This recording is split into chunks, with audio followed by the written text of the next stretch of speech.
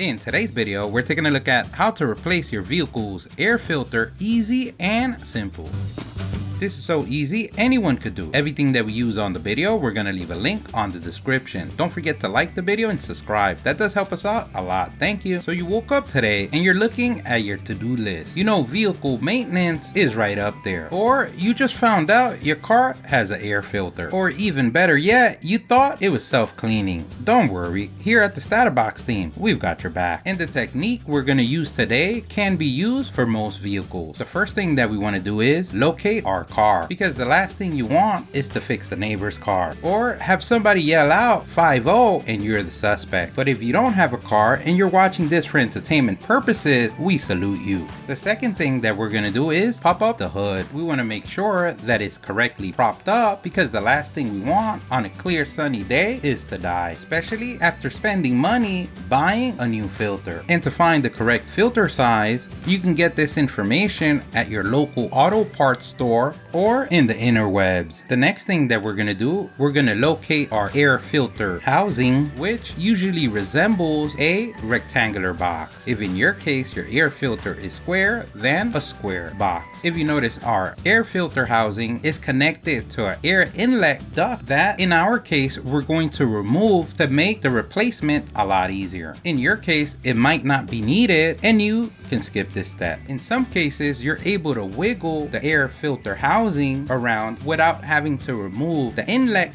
duct to take it out, but we prefer to remove the duct to avoid any cracking on the plastic. Next, we're going to notice some clamps that hold the air filter housing assembly in place, and these are the ones that are going to give us access to the air filter. Now that we filled your brain with data, we're ready for the first step. So we're going to notice two screws that hold the air inlet duct in place, one to the left and one to the right, and these particular screws are Phillips screws and at the same time bolts. So that means you can use a Phillips screwdriver. If in your case is a flathead screw, you can use that, or you can use a wrench, a ratchet, some pliers, whatever equipment you use. You are the king, queen, both or none of your castle. Remember, we're going to use the ancient technique of lefty loosey, righty tighty. And remember, if in your case you don't have to remove this duct, you can skip to the second step. Always remember to save the screws for reassembly. Even though we like to add more screws to the screw vent, today is not that day. Once we remove the screws, we can pull up and towards us the inlet duct and remove it and place it to the side. And now we've gotten to step 2. If you don't have to remove the inlet duct, then you would start from this part. We're going to locate the tabs that hold the air filter housing in place, and we're going to pull it up. These don't come apart once you pull them, so they would stay in the housing connected. We would do this to both, and this is basically going to do is make the housing from one part to two parts, basically splitting it in half, or how we like to say here at the StatUpBox team, you broke it. And now this is the part of the video where you show the world your great skills. You're gonna wiggle, shake, meanwhile you pull up the air filter housing. Even though many of us moved our bodies when we said that, you can do that as well. Here at the team, we don't judge. We love you just like you are. Always remember to be gentle because of any connections you might have on the surrounding of the housing. As you can see, you've done it. You just lowered your car's value in half. Good luck explaining that to the spouse, family member, or friend that knows that you're doing this project. As you can see, this filter has seen better days. If you have any dirt or debris in the housing, you can shake it off or use a vacuum to clean it, or even a rag. Now that we removed the old air filter, we want to get the new one and place it the same way we removed the old one, but backwards.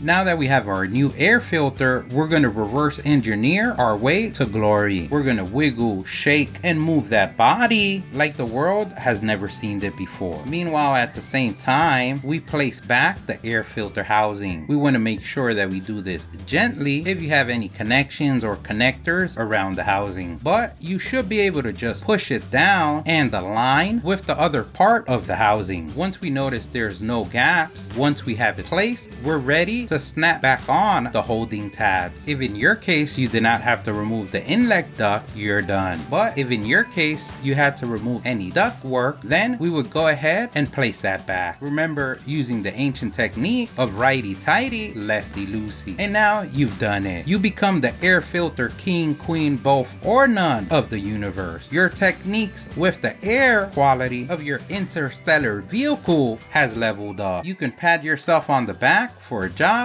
well done. You can grab yourself a ice cold bubbly liquid gold sparkling water. Don't forget, if you liked the video, please give us a thumbs up. That really helps. If you have any questions, place them in the comment section below. Either someone on the StatUpBox team or someone on the YouTube community can help you out with an answer. Don't forget to subscribe, follow us on social media. Thank you for watching, and here's a link to our latest video.